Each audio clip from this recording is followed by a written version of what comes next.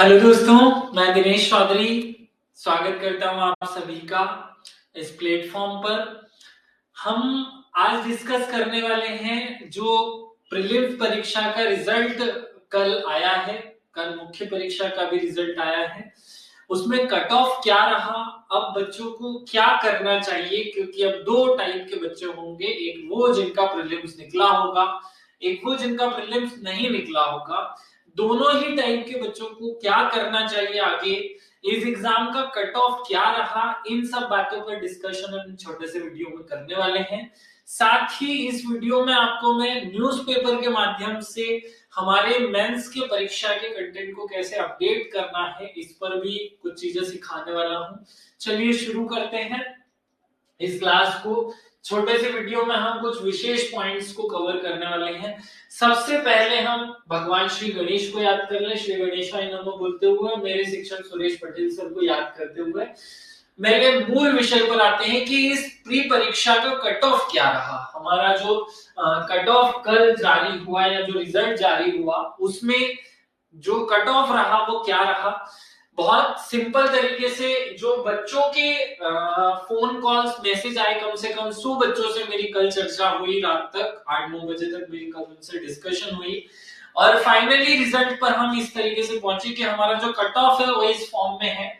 ये बच्चों द्वारा दी गई जानकारी के आधार पर मैंने आप सबके सामने रखा है कि जनरल बॉयज का जो कट ऑफ है वो 79 गया है, जबकि ईडब्ल्यूएस 76, ओबीसी 77, एससी 71 ये बॉयज के लिए है और एसटी 66 ये बॉयज का कट ऑफ है, जबकि गर्ल्स का जो कट ऑफ है वो जनरल में 78, ईडब्ल्यूएस 76, ओबीसी 76, एससी 68 और एसटी में 64 नंबर का कट ऑफ है।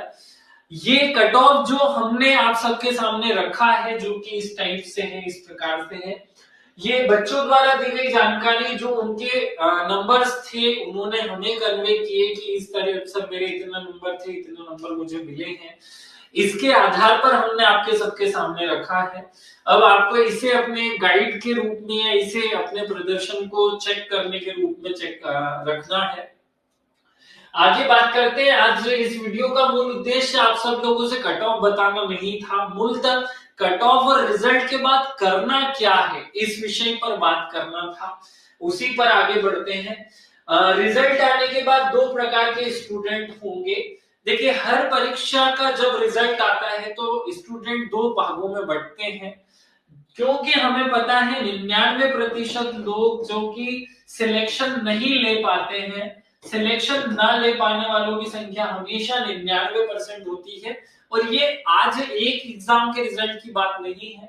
हो सकता है कि कोई व्यक्ति इसमें से 98वें नंबर पे हो, उस एक नंबर में पहुंचने ही वाला हो। ऐसे बहुत से लोग होंगे जो 1, 2 या 3 नंबर से रुके होंगे या रुक रहा होगा उनका एग्जाम। उन पर उन्हें क्या करना चाहिए, इस पे भी हम आगे डिस्कशन करने वाले हैं। 1% बच्चे ऐसे होंगे जिनका सिलेक्शन हो गया होगा, तो सिलेक्शन हो जाने वाले स्टूडेंट्स को पहले तो बधाई, और जो सिलेक्ट ना हो रहे हैं उन सभी लोगों के लिए एक विशेष संदेश है कि जिस प्रकार हर दिन के बाद रात और रात के बाद दिन आती है, एक दिन आपके जीवन में भी सवेरा आएगा। बस पीएससी की जो तैयारी है उसको समझिए कि ये एक दिन एक साल की तैयारी नहीं होती है। ये जो अधिकारी बनने का सफर है, ये 2, 3, 4 साल लंबा चौड़ा एक सफर होता है, जिसमें हमें बस धैर्य बनाकर रखना है। जो स्टूडेंट धैर्य बनाकर रखेगा वो इस 99 से निकल करके 1% में जरूर शामिल होगा। मुझे पता है कि आप सब लोगों ने इस बार भी खूब मेहनत की थी, खूब प्रकार का त्याग, खूब प्रकार के संघर्ष और अनेक प्रकार की समस्याओं के बीच आपने अपने आंसुओं से अपना पेट भरकर इस तैयारी को अंजाम दिया होगा। हो सकता है कि आपसे ज्यादा कुछ लोगों ने तैयारी की हो, इसलिए उन 158 पोस्टों पर भगवान को, उस ईश्वर को, उन लोगों को पहुंचाना हो। क्योंकि जब हम संघर्ष की बात करते हैं तो फिर सबके सामूहिक प्रयास को देखा जाता है कि सबने कितने प्रयास किए। हो सकता है कि आपके प्रयास खूब हो, अथाह प्रयास किए हो आपने, लेकिन आपसे कुछ ज्यादा प्रयास, कुछ ज्यादा अच्छे कार्य, कुछ अच्छे ज्यादा कर्म उस व्यक्ति के रहे हो जिसका सिलेक्शन हो रहा है। आप सबको धैर्य बना करके रखना है। शांति से इस बात पर मंथन करना है कि हमारा सिलेक्शन क्यों नहीं हो रहा है। पहले हम उन लोगों के लिए बात कर लें जिनका प्री निकल रहा है, इनको क्या करना है, कम समय में मेंस परीक्षा की तैयारी हम कैसे कर सकते हैं, उस पॉइंट पर फोकस करते हैं। देखिए, सबसे पहला जो मुझे आप सब लोगों को एक विशेष पॉइंट बताना है कि अगर मुख्य परीक्षा की तैयारी करनी है तो आपका जो सिलेबस है उसे आपको रटना होगा, क्योंकि इस बाजार में इस जिस तैयारी के बाजार में आप बैठे हैं वहां हजारों वैरायटी के नोट्स, हजारों प्रकार के कंटेंट अवेलेबल है। आपको सिलेबस को रट करके अपने आप को नियमित करने का काम करना है, नहीं तो आप क्या पता नहीं किस दिशा में बहते जाएंगे और एक दिन आंखें खुलेगी तो पता चलेगा कि मैं गलत दिशा में दौड़ रहा था, गलत दिशा में मेहनत कर रहा था। सिलेबस का वो हिस्सा जो कि बहुत आसान है, अगर आप सिलेबस को बहुत ध्यान से देखेंगे तो भले पेपर 1 का पार्ट ए हो या पेपर 4 का पार्ट ए हो या पार्ट 2 हो, हर पेपर के 5 यूनिट में से 3 यूनिट बड़े आसान हैं, 3 यूनिट के जो क्वेश्चंस पूछे जाते हैं वो जनरलाइज क्वेश्चन है और 2 यूनिट बड़े ही टफ हैं। बड़े टफ यूनिट के रूप में मैं उन्हें काउंट करता हूं। इस मार्च के महीने में, इस बचे हुए 20-25 दिन में आपको उन सरल से कंटेंट को, उन सस्ते से कंटेंट को कवर करके रखना है। खुद के नोट्स, ये जो सबसे बड़ा पॉइंट है, आप हो सकता है कि मार्केट से एक नोट्स खरीद कर लाओ, उसमें कोई समस्या नहीं है, लेकिन उसमें जो लिखा हुआ है क्या वो आप पूरी तरह याद कर लिए हो? नोट्स क्यों बनाए जाते हैं? ताकि हम चीजों को कम शब्दों में, आसान भाषा में, हमें समझ में आने वाली भाषा में कन्वर्ट करते हैं और उसे ही हम अपना नोट्स कहते हैं। एमपीपीएससी मुख्य परीक्षा निकालने के लिए नोट्स का या एकदम सिस्टमेटिक एनालिटिक वाले जो नोट्स होते हैं और साथ में सिनॉप्सिस का होना बहुत ज्यादा जरूरी है। मैं आज ही आपको बताऊं कि अगर हम मुख्य परीक्षा देने जा रहे हैं, मुख्य परीक्षा का पैटर्न अब ऐसा है कि लगातार आपके 6 दिन तक 6 पेपर होते हैं। सोमवार को हम एक पहले पेपर की तैयारी करके पेपर देकर आते हैं। मंगलवार को हमारा दूसरा पेपर होता है, सुबह 10 बजे से एग्जाम होती है 1 बजे तक। जब 1 बजे सोमवार को आप अपने घर पहुंचने के लिए घर जाएंगे पेपर देकर, तो 2 बजे अपने घर पहुंचेंगे खाना पीना खाकर, 3 बजे बच जाएंगे आपको। 3 बजे से लेकर रात को 8-9 बजे तक का आपके पास समय है, क्योंकि ऊर्जा के लिए आपको रात को सोना भी पड़ेगा। तो इन 6-7 घंटों में अगर आपने दूसरे पेपर का रिवीजन नहीं किया तो आपका दूसरा पेपर बहुत अच्छा नहीं जाएगा। और इस 6-7-8 घंटों में रिवीजन करने के लिए सिनॉप्सिस बनाना बहुत ज्यादा जरूरी है। यहां मैं स्पेशली आपको बता दूं कि सिनॉप्सिस केवल वही काम करती है जो आप खुद बनाते हैं। किसी और की बनी बनाई सिनॉप्सिस या किसी और की सिनॉप्सिस खरीद लेने से काम नहीं चलता है। सिनॉप्सिस वो होनी चाहिए जो आपने खुद ने अपनी जान लगाकर, अपनी मेहनत करके बनाई हो। अब अगर 2 महीने आप भले नहीं भी सोएंगे तो चलेगा, लेकिन सिनॉप्सिस और नोट्स आपका खुद का होना चाहिए। अगर आप सच में मेंस को निकालना चाहते हैं, अगर आप सच में अपनी इस जर्नी को अब एंड करके किसी पोस्ट पर जाना चाहते हैं, तो आपको खुद को नोट्स बनाने पड़ेंगे, सिनॉप्सिस खुद को बनाने पड़ेंगे। बिना सिनॉप्सिस और बिना खुद के नोट्स के ये मेंस निकालना या किसी पोस्ट तक पहुंचना, मुझे नहीं लगता कि वो किसी एक आसान, ऐसा कोई आसान काम है कि जो हो जाएगा। तो हमें बरगलाना या मार्केट में होने वाली इन घटनाओं से प्रभावित नहीं होना है। खुद का नोट्स, भले ही से सोना छोड़ दो, भले ही से 3 घंटे 4 घंटे सोना शुरू करो, क्रमिक रूप से ढंग से पढ़ाई करना शुरू करो। ऐसा कुछ नहीं है, अगर मैं 40 यूनिट इस सिलेबस में है और अगर मैं देखूं कि मैं 40 दिन में एक यूनिट का नोट्स और सिनॉप्सिस भी तैयार करूंगा, 40 दिन में मेरा पूरा सिलेबस निपट जाएगा। लेकिन क्योंकि मैं तो व्यवसायीकरण के जाल में फंस चुका हूं ना, तो मैं तो इस 40 दिन तक पूरे ही टेस्ट देने के लिए पढ़ने वाला हूं। मैं असली में पढ़ाई करूंगा ही नहीं। ये मैं एक कॉमन स्टूडेंट की भाषा बोल रहा हूं कि मैं तो वो करूंगा जो मार्केट मुझसे करवाएगा, मैं तो वो करूंगा जो सब करने वाले हैं। और सब क्या करने वाले हैं? सब वो करने वाले हैं जो बाकी सब करने वाले हैं, जिसका कोई अर्थ नहीं होता। सब लोग वो करते हैं जो मार्केट उन्हें कहता है, जो बाजार उन्हें कहता है कि ऐसा करो, और वो बिल्कुल गलत है। इस पर बात करेंगे कि टेस्ट देना है या नहीं देना है। मैं विरोध नहीं कर रहा हूं कि टेस्ट देना है या नहीं देना है, टेस्ट देना चाहिए, अच्छी है, अच्छी बात है, लेकिन बिना पढ़े केवल चक्रव्यूह में फंस जाना टेस्ट देने की एक अलग बात है। चलिए अभी मूल बात पर आते हैं। एक विषय और है, रोज कम से कम 3 से 4 प्रश्न लिखने की प्रैक्टिस करनी है। इससे ज्यादा, इससे कम, ज्यादा हो सकता है आप 1 घंटे लिखने की प्रैक्टिस रोज करें, आधे घंटे लिखने की प्रैक्टिस रोज करें, लेकिन स्वतंत्र रूप से खुलकर किसी टेस्ट में बैठे हुए घिसड़ पिसड़ खाली लिख लेने के लिए लिख लेने का काम नहीं करना है। टेस्ट की तैयारी अलग चीज है, परीक्षा की तैयारी अलग चीज है। आपको सीखने का समय दिया गया है, ये आपको परीक्षा थोड़ी हो रही है, अभी परीक्षा में समय है। तो परीक्षा में हमारे पास जो 2.5-3 महीने का समय है, उसमें आप अपने आप को तैयार कीजिए। ऐसा नहीं कि घिस रहे हैं खुद को किसी टेस्ट में, केवल तैयारी करे जा रहे हैं, करे जा रहे हैं। वो घिसे पिटे 4 पॉइंट जो एक बार से हमने देख लिए, उन्हीं को लिखे जा रहे हैं। कंप्लीट करने के लिए थोड़ी पढ़ रहे हैं, भले ही से 3-4 प्रश्न लिखिए रोज के, लेकिन बड़ी शिद्दत से, ईमानदारी से उसको अच्छे से अच्छा बनाने की कोशिश कीजिए। जान लगाकर, सोच समझ करके देखो। ऐसा जरूरी नहीं है कि 80 दिन तक टेस्ट देने पड़ेंगे या 20 टेस्ट देने पड़ेंगे या 10 टेस्ट देने पड़ेंगे, ऐसा कुछ नहीं है। हमें केवल और केवल लिखने की प्रैक्टिस हो जाए, इतने टेस्ट या इतना लेखन का कार्य करना है। हमें आंसर राइटिंग कैसे करनी है ये हमारा तैयारी हो जाए, और कुछ नहीं चाहिए। यहाँ फंसना मत कि हमें खूब टेस्ट देने हैं। रोज करंट अफेयर्स आपको अपडेट करने की कोशिश करनी है, और ये काम मैं आप सबको स्वयं YouTube के माध्यम से निशुल्क करवाने वाला हूं। हम रोज एक पेपर कटिंग के माध्यम से आपके किसी न किसी कंटेंट को अपडेट कैसे करना है ये काम करेंगे, और ये एग्जाम तक या हम लगभग 1-2 महीने आपको निशुल्क रूप से करवाएंगे, ताकि हर स्टूडेंट इस तैयारी को कर सके, हर स्टूडेंट इस चीज को सीख सके। क्योंकि मुझे पता है कि इस मुख्य परीक्षा के दौर में अपडेट होना, वो जो 3-5 गुना 20 गुना, जो अभी देखिए प्री परीक्षा में 158 पोस्ट थी, उसमें 20 गुना लोगों का सिलेक्शन हुआ है। अब इन 20 गुना से उस 1 गुना तक जो 158 तक पहुंचने का सफर है, वो बहुत खतरनाक होने वाला है। क्योंकि अब आपका कंपटीशन हर बच्चे से नहीं है, आपका कंपटीशन उस बच्चे से है जो पहले से विद्वान है, जो आपके समान है, आपसे भी ज्यादा क्षमताएं रखता है। तो इस स्थिति में करंट अफेयर्स की होगा आपकी सफलता की, आपको अपडेट करना होगा। आंसर राइटिंग का फॉर्मेशन सीखना होगा, आंसर राइटिंग में क्या जरूरी है क्या जरूरी नहीं है ये सीखना होगा, ये बहुत ज्यादा जरूरी है।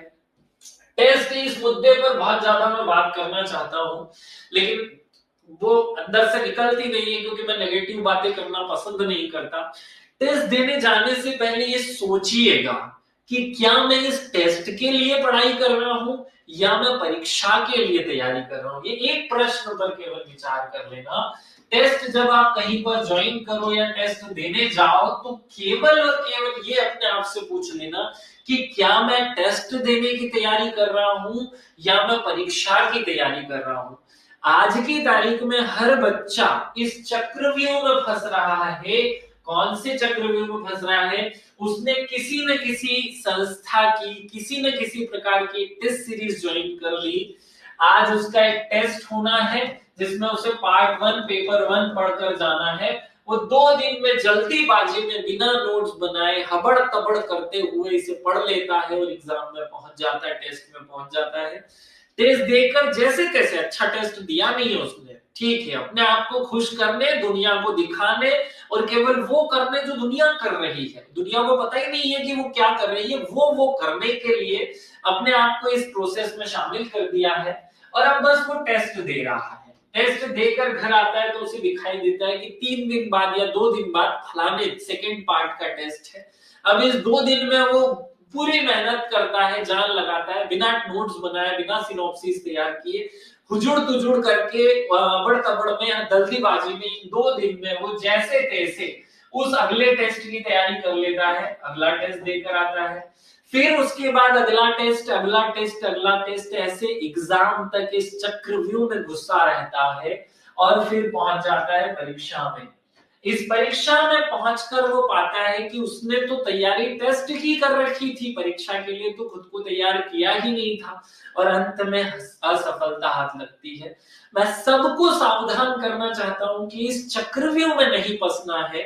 टेस्ट की तैयारी कीजिए, एक बार एक पेपर दे दिया, टाइम मैनेजमेंट सीख लिया, क्वेश्चन फॉर्मेशन सीख लिया, तो और ज्यादा टेस्ट देने की जरूरत नहीं है। एक सिंपल सोबर सा टेस्ट लगाइए जिसमें केवल 10-15 टेस्ट हो, जिसमें केवल आपको आंसर फॉर्मेशन सिखा दिया जाए, जिसमें केवल हम अपनी स्थिति का आकलन करके सुधार करना सीख ले। क्योंकि केवल टेस्ट देने के लिए नहीं पढ़ना है, जो भी पढ़ना है वो एग्जाम के लिए पढ़ना है। इस चक्रों में नहीं फंसना है मेरे प्यारों। आप नहीं दोगे टेस्ट तो चलेगा, लेकिन अगर सिनॉप्सिस और नोट्स बनाकर रटोगे नहीं, चीजों को याद नहीं करोगे तो बिल्कुल नहीं चलेगा। मैं फिर से कह रहा हूं अपनी बात, टेस्ट एक दिन नहीं दोगे ना तो चल जाएगा, आपका सिलेक्शन 100% हो सकता है। लेकिन अगर आप टेस्ट के चक्कर में याद नहीं करते, चीजों को रटते नहीं है, सिनॉप्सिस बना करके चीजें कंप्लीट नहीं करते हैं, नोट्स नहीं बनाते हैं, तो बिल्कुल नहीं होगा आपका सिलेक्शन। ये बहुत जिम्मेदारी के साथ आप सबके सामने नेगेटिव पॉइंट में रख रहा हूं। मुझे बड़ा तकलीफ होता है कि एक बच्चा खूब मेहनत करने के बाद भी सिलेक्ट क्यों नहीं होता, तो इस कारण से सिलेक्ट नहीं होता क्योंकि वो इस चक्रव्यूह में फंस गया है। इस बात का आप सभी को ध्यान रखना है। हम खुद भी इसी तरीके से आपको एक लाइव आंसर राइटिंग की तैयारी कराने वाले हैं। उससे पहले एक इंफॉर्मेशन दे दूं कि हम खुद मेंस की तैयारी आप सभी को करा रहे हैं। इसका फीस 6000 रखा गया था, जो आपको एक कोड के माध्यम से 454499 किया गया। तो अगर आप सब लोग अब तैयारी हमारे साथ करना चाहते हैं, एक निश्चित समय में 75 डेज में अपने पूरे सिलेबस को कवर करना चाहते हैं, साथ में एक मंथ आंसर राइटिंग प्रैक्टिस इस क्लास में आप सभी को फ्री मिलेगी, एक महीने तक कराई जाएगी। साथ ही जो करंट अफेयर्स का सेशन होगा वो भी एग्जाम तक आपको निशुल्क इसी बैच में अपडेट करवा करके करवाया जाएगा। यही एक मेंटरशिप कार्यक्रम के रूप में भी होगा, जहां आपके सवालों के जवाब भी हम लाइव सेशन में आप सभी को उपलब्ध कराएंगे।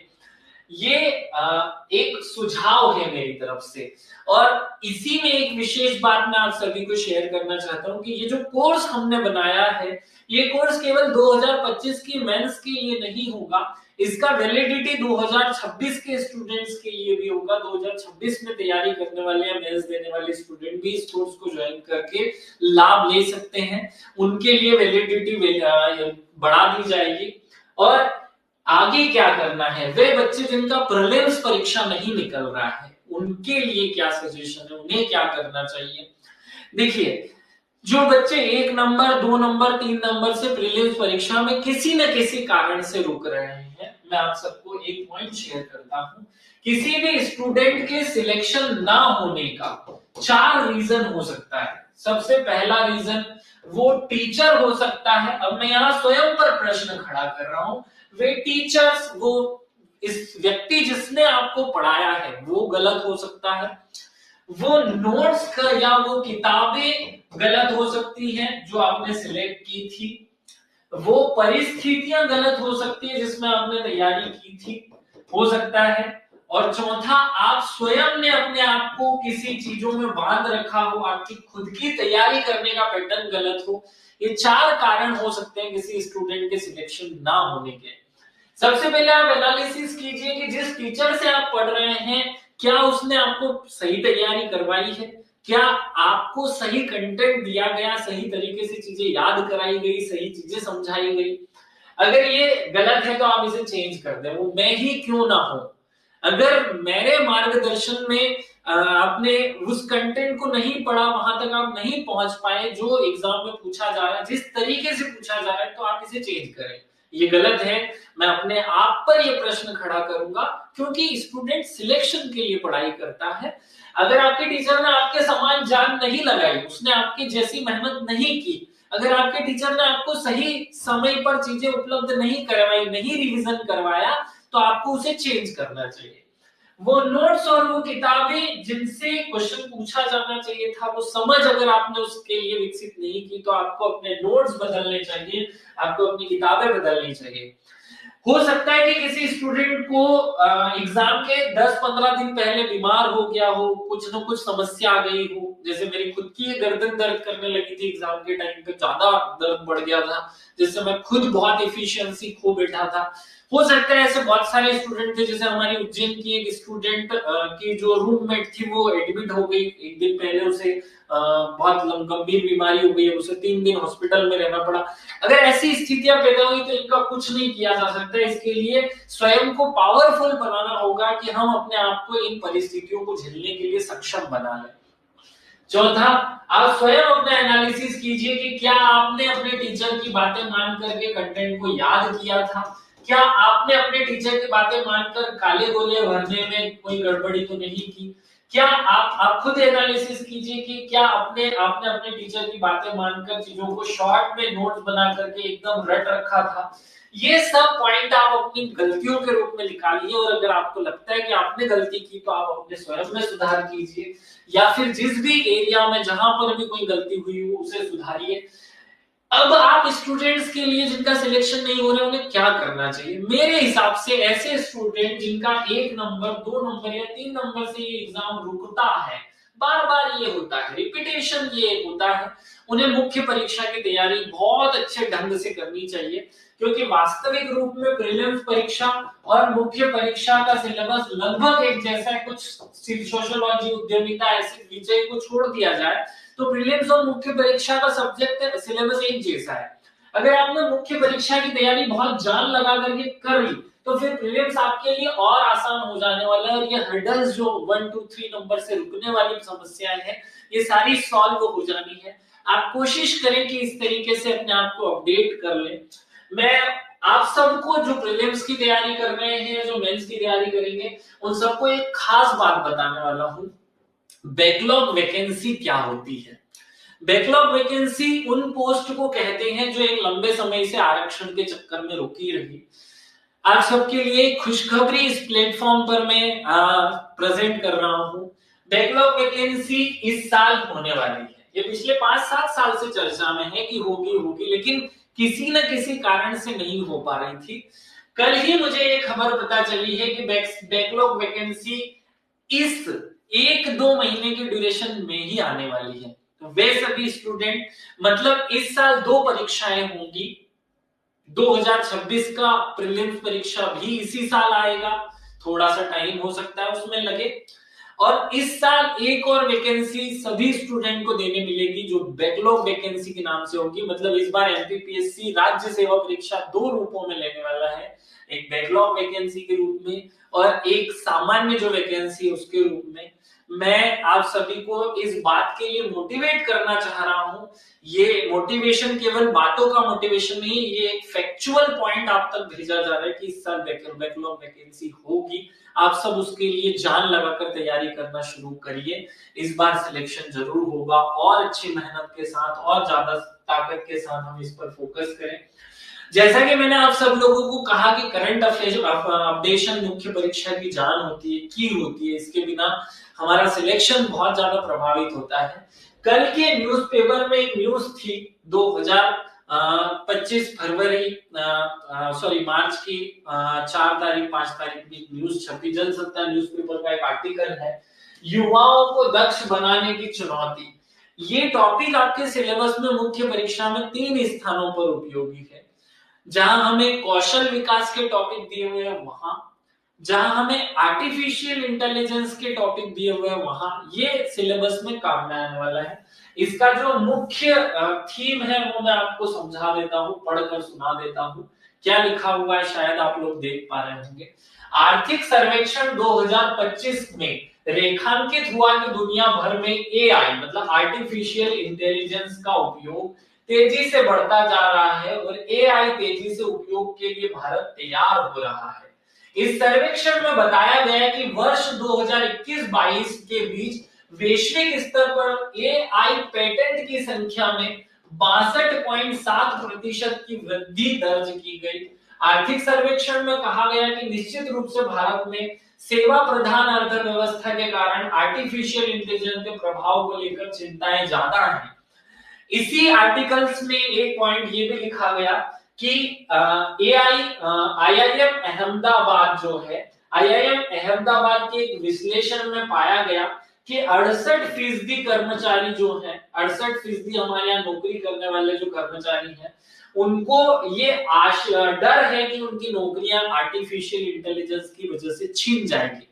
लेकिन इसमें ये नेगेटिव इंफॉर्मेशन देने के साथ एक बहुत अच्छी पॉजिटिव इंफॉर्मेशन दी गई है।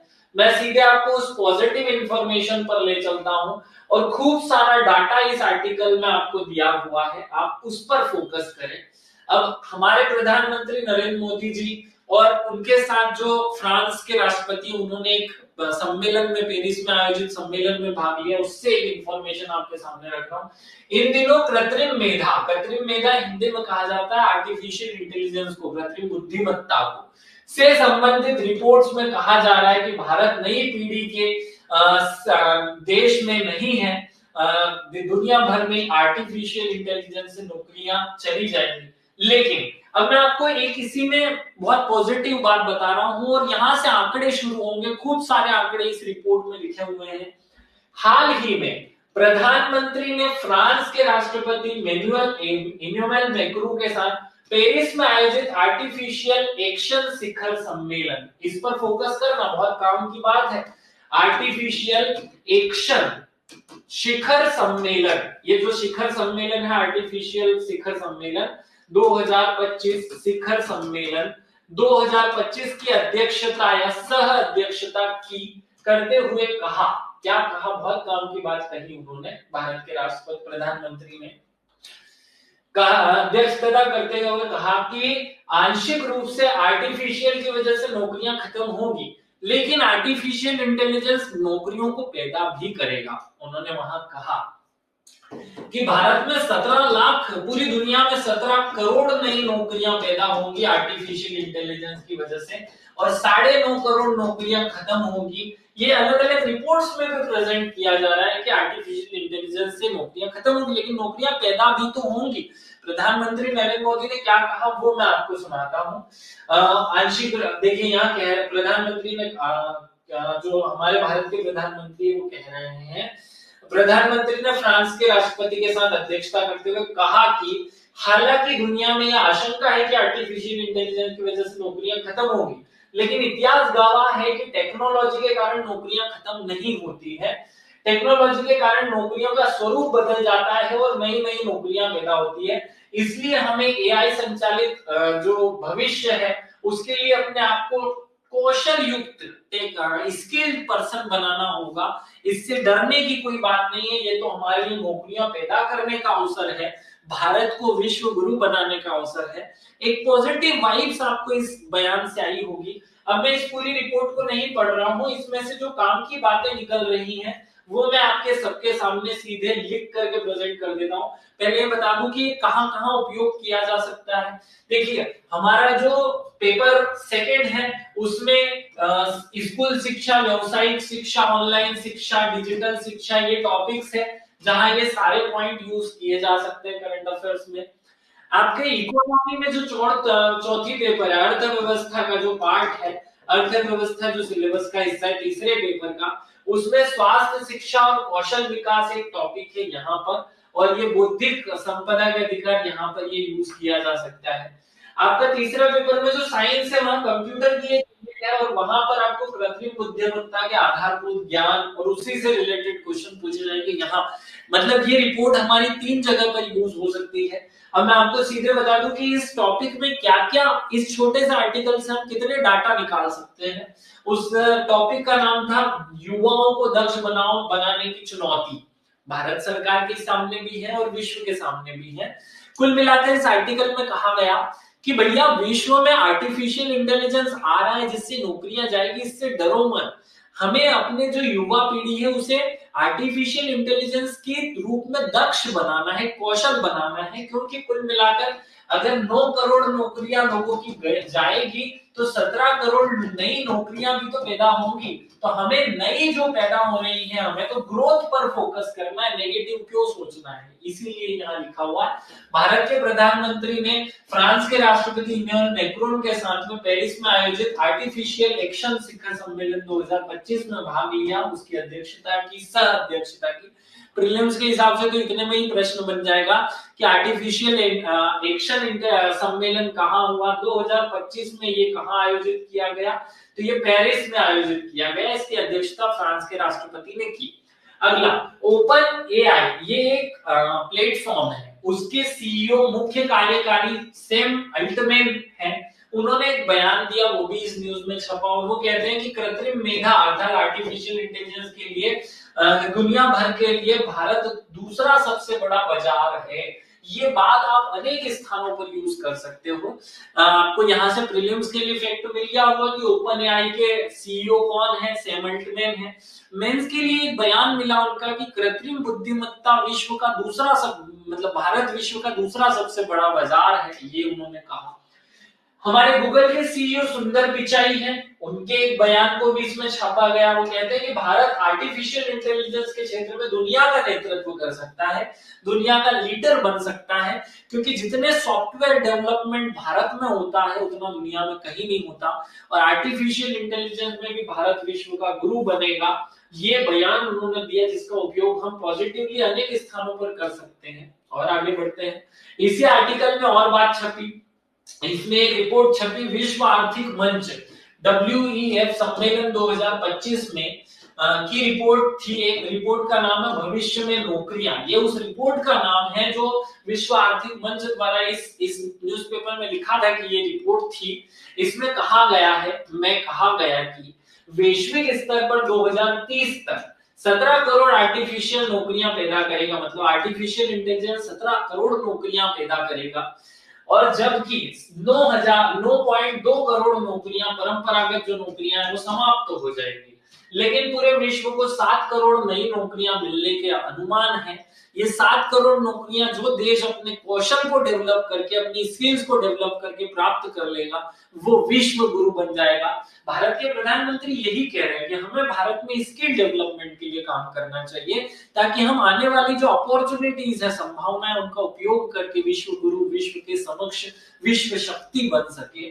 आगे बढ़ते हैं, इसी न्यूज़पेपर में आर्थिक सर्वेक्षण की बात भी कही गई। आर्थिक सर्वेक्षण 2025 कहता है कि 2021 और 2022 के बीच वैश्विक स्तर पर जो एआई पेटेंट्स हैं उनकी संख्या में 62% की वृद्धि होती है। रिपोर्ट इसमें छपी है।